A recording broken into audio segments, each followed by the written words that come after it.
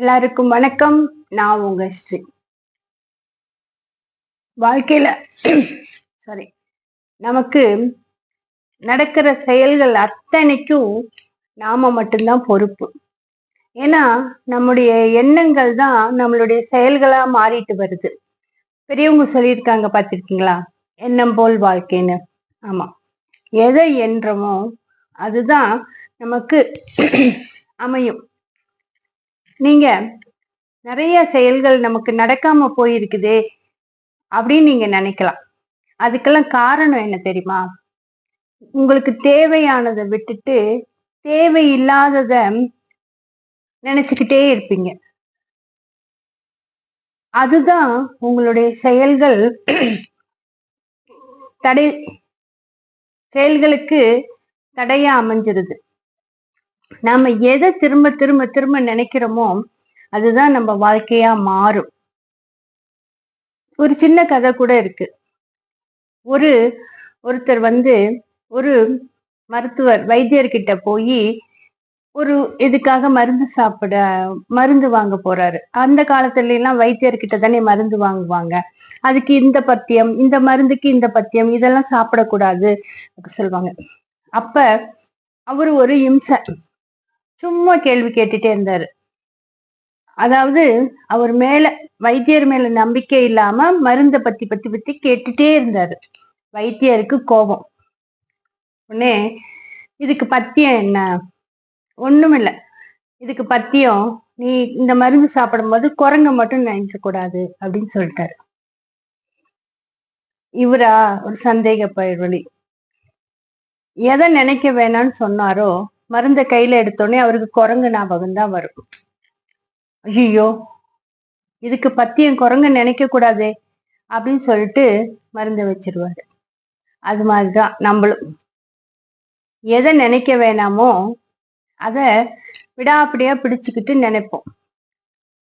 நம்மளுடைய பிரபஞ்சம் இருக்கு பாருங்க, அது உங்களுக்கு பிடிச்சது பிடிக்காதது தேவைப்பட்டது அப்படிலாம் அதுக்கு ஒண்ணுமே கிடையாது. நீங்க எதை மனசுக்குள்ள விஷயம்னா நினைக்கிறீங்களோ அதை உங்களுக்கு நடத்தி கொடுக்கும். அதனால உங்க வாழ்க்கை எப்படி இருக்கணும்னு மனதுல ஒரு கற்பனை பண்ணி அது உங்களுக்கு நடந்துருச்சே அப்படின்னு முடிவு பண்ணி இருங்க பாருங்க. ஆட்டோமேட்டிக்கா உங்களுக்கு அந்த காரியம் வெற்றி தான் அடையும்.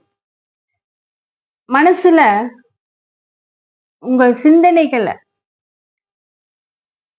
நம்ம வாழ்க்கை இப்படிதான் இருக்கணும், நம்ம வாழ்க்கையில இதெல்லாம் நடக்கணும், நடந்து முடிஞ்சிருச்சு அப்படின்னு சிந்தனை பண்ணிக்கிட்டே இருங்க பாருங்க. ஆட்டோமேட்டிக்கா உங்க வாழ்க்கை சிறப்பா அமையும். அதை விட்டுட்டு வேண்டாததை நினைச்சீங்கன்னா எது வேண்டாமோ அதுதான் நமக்கு முன்னாடி வந்து நிற்கும்.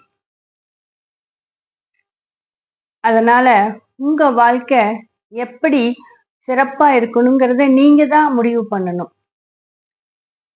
எல்லாரும் உழைக்கிறோம், எல்லாரும் சம்பாதிக்கிறோம், நம்ம கிட்ட மட்டும் பணம் தங்கல, சிலவங்கள்ட்ட மட்டும் பணம் கோடி கோடியா இருக்குதே அப்படிங்கும்போது நம்மளுக்கு ஒரு சிந்தனை வரும் இல்லையா? இது ஒரு சின்ன எக்ஸாம்பிள் தான். பணம் மட்டும் வாழ்க்கையிட அவங்க நம்ம மேலும் மேலும் மேலும் பணம் சம்பாதிச்சு நம்ம ஒரு ஸ்டேட்டஸ்ல வரணுங்கிற எண்ணத்தோடயே ஓடிட்டு இருப்பாங்க.